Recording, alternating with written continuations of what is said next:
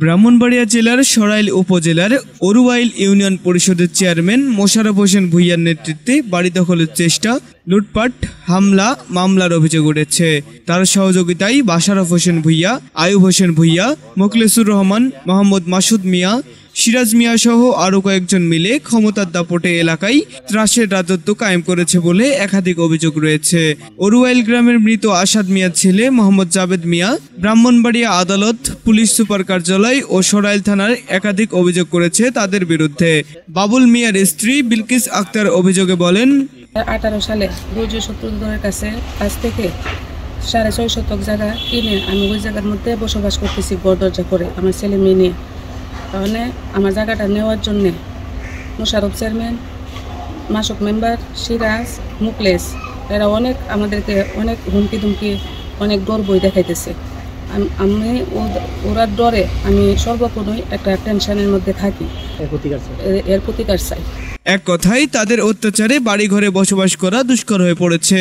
এই নিয়ে স্থানীয়ভাবে কয়েকবার সালিশ বৈঠক হয়। এই প্রভাবশালী মহল আমাদের ভাষাতে মূর্তি ভাঙার নাটক সাজায়, পরে তা মিথ্যা প্রমাণিত হয়। আমরা এই দুর্য সত্তরের মার কাছ থেকে হেরা 3 বোন থেকে আমরা জায়গা রেজিস্ট্রি করছি 2018 সালে।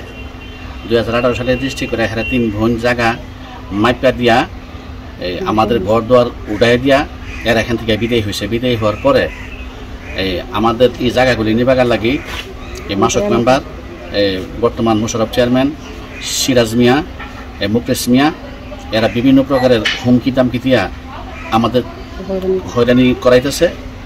বিভিন্ন প্রকারের মূর্তি দিয়া বাঙ্গা বিভিন্ন প্রকারের এই হয়রানি করাইতেছে, মামলার বই দেখাইতেছে। এরপর আমার ডাকে নিয়ে আমার খুন করব। ইউপি সদস্য মোহাম্মদ মাসুদ মিয়া বলেন, আমাদের বিরুদ্ধে আনিত সকল অভিযোগ মিথ্যা ও বানোয়াট। এই জমির মালিকানা নিয়ে বিরোধ চলমান থাকায় আমরা সামাজিক লোক হওয়ায় কিছু দায়িত্ব থাকে। সত্য বলতে গেলে অনেকের চক্ষুশূল হতে হয়। অরুয়াইল ইউনিয়ন পরিষদের চেয়ারম্যান মোশাররফ হোসেন ভূঁইয়াকে একাধিকবার মুঠোফোনে কল দিলেও পাওয়া যায়নি। Shafiqul Islam Rana, staff reporter, Bangla 71 television. Bangla 71 television, সত্য প্রকাশে আপোষহীন।